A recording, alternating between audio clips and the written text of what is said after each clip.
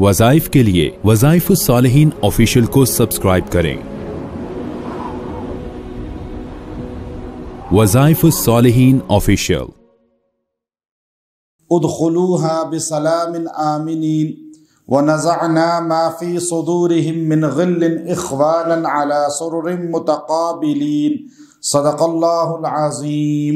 इन आयात के अंदर अल्लाह ने एक नुस्खा फार्मूला बताया है, वजीफ़ा गोया कि अगर इंसान ये चाहता है कि मेरा घर जो है एक तो अमन का, सलामती का मरकज़ बन जाए, घर के अंदर रहने वाले आपस में कुदूरत, नफ़रत को ख़त्म कर दें, तो इसके लिए अल्लाह रब्बुल इज़्ज़त ने इन आयात के अंदर तासीर रखी है। चूँकि आज घरों के अंदर रहने वाले तो 10-15 नफूस होते हैं, लेकिन उनके अंदर उल्फत मोहब्बत नहीं होते खूनी रिश्ता है। इस तरह ख़ानदान बरादरी में भी एक दफ्तर में काम करने वाले, एक मिल में काम करने वाले, एक दुकान ऑफिस में काम करने वालों का भी यही आलम है। फिर मुल्क के अंदर जितने भी बाकी तबक़ात हैं वो रहते एक जगह पर हैं, लेकिन आपस में मोहब्बत नहीं होती। यहाँ अल्लाह रब्बुल इज़्ज़त ने हमें एक तरीका फार्मूला समझा दिया कि अहले जन्नत जब जन्नत में दाखिल होंगे तो अल्लाह ताला उनसे कुछ अल्फाज कहलवाएगा या उन्हें कुछ तासीर अता फरमाएगा। पहले तो मुत्तकीन का जिक्र किया कि तकवा जब इंसान के पास होता है तो अल्लाह तबारक व तआला उसे कौन सी नेमतें अता फरमाते हैं। पहले तकवे वालों की फजीलत को बयान किया, इन्नल मुत्तकीना फ़ी जन्नातिन व उयून। बेशक जो मेरा डर रखने वाले, अल्लाह का डर जिनके अंदर है, मुत्तकीन जो लोग हैं, वो जन्नात यानी बागों में होंगे, या जन्नत से मुराद वो जन्नत है। जन्नत को भी जन्नत इसलिए कहा जाता है कि वो बागात हैं, यानी वो सब्ज़ा है। और अल्लाह रब्बुल इज़्ज़त ने सब्ज़े को जो है वो इंसान की ज़िंदगी के साथ जोड़ दिया है, इसलिए सब्ज़ा जहाँ होगा वहाँ इंसान को राहत और सुकून मिलेगा। और सब्ज़े को देखकर इंसान को जो है वो नज़र भी तेज़ होती है, इसलिए इंसान को अपने घर में भी सब्ज़े का एहतमाम करना चाहिए, चाहे छोटी क्यारी गमला ही क्यों ना रख ले। तो पहले फरमाया इन्नल मुत्तकीना फ़ी जन्नातिन व उयून, कि वो जन्नत में होंगे, और उयून चश्मा, नहरें, आबशारें, यानी अल्लाह ने जन्नत का जिक्र किया और ये दो बड़ी अहम चीज़ों का जिक्र किया।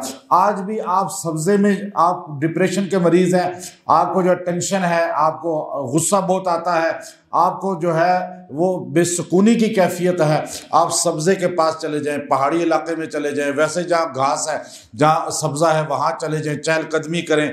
आप पानी के पास चले जाएं, दरिया, चश्मा, नदी, समंदर के किनारे, आपको वहाँ जाके एकदम सुकून मिल जाएगा, आपका डिप्रेशन ख़त्म हो जाएगा। आज क्यों हर बंदा परेशान है, तनाव का शिकार है कि ये चीज़ें ख़त्म हो गई हैं, और आज लई का पानी बह रहा है, गंदगी उसमें से स्मेल उठ रही है, तो कहाँ इंसान को राहत मिलेगी।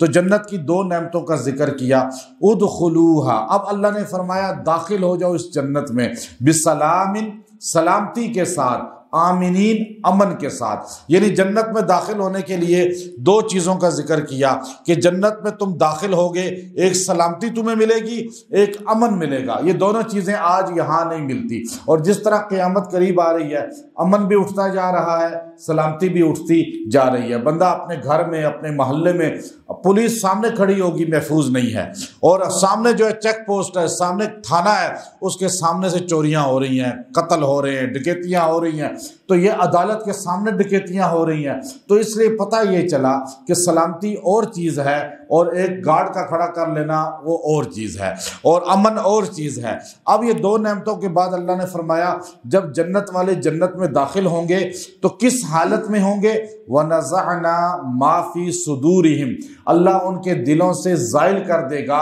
गिल्लिन मिन गिल्लिन, वो कीना, वो बुग़्ज़, वो लड़ाइयाँ, वो झगड़े, वो आपस की नफ़रतें, वो वहीं पे जन्नत और जहन्नुम के दरमियान एक पुल है।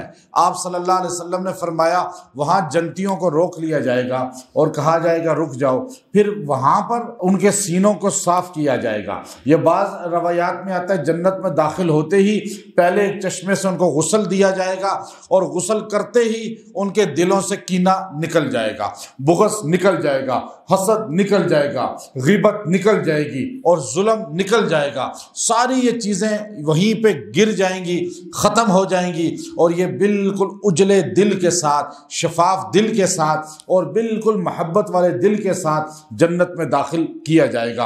اخواناً، اپنے بھائیوں کے ساتھ، یعنی جو بھی آدم کی اولاد ہے وہ ہمارا بھائی ہے، اس میں سگا بھائی ہونا ضروری نہیں ہے۔ اللہ نے لفظ استعمال کیا اخوانا، علی سرر، وہ تخت پہ بیٹھا ہوگا، متقابلین، جیسے میں آپ کے سامنے، آپ میرے سامنے، ایسے متقابلین اس کو عربی میں کہتے ہیں کہ تخت پہ وہ آمنے سامنے گاؤ تکیہ لگائے ہوئے بیٹھے ہوئے ہوں گے۔ سیدنا علی رضی اللہ تعالی عنہ فرمانے لگے، امام ابن کثیر رحمۃ اللہ علیہ اپنی تفسیر میں لکھتے ہیں کہ سیدنا علی رضی اللہ تعالیٰ عنہ نے فرمایا کہ یہ آیت ہمارے لیے اتری ہے، بدر والوں کے لیے اتری ہے۔ اور ایک مرتبہ آپ جو ہے بیٹھے ہوئے تھے تو اشتر آیا اور آپ سے اجازت چاہی، آپ نے اسے روکا اور آپ کے پاس جو ہے حضرت طلحہ رضی اللہ تعالیٰ عنہ کے بیٹے بیٹھے ہوئے تھے، تو آپ کافی دیر ان کے ساتھ باتیں کرتے رہے۔ اور جنگ جمل کے بعد کا یہ واقعہ ہے اور صفین کے بعد کا واقعہ ہے۔ تو وہ بندے کو بعد میں، وہ حالانکہ سردار تھا اور اس نے آپ کے لیے بڑے لوگوں کو جو ہے قتل کیا تھا، لیکن وہ اپنے آپ کو آپ کا خاص حواری کہتا تھا۔ تو آپ نے اس کو کافی دیر کے بعد بلایا، تو جب وہ اندر آیا تو اس نے کہا مجھے آپ نے طلحہ اور زبیر، یہ حواری رسول ہیں حضرت طلحہ اور زبیر، یہ جنگ جمل میں حضرت علی رضی اللہ تعالیٰ عنہ کے مقابلے پہ آئے تھے، حضرت عائشہ رضی اللہ تعالیٰ عنہ کے ساتھ تھے، تو یہ دونوں شہید ہوئے تھے اور ان کو شہید کرنے والا جو تھا وہ علی المرتضیٰ رضی اللہ تعالیٰ عنہ کی جماعت کا آدمی تھا۔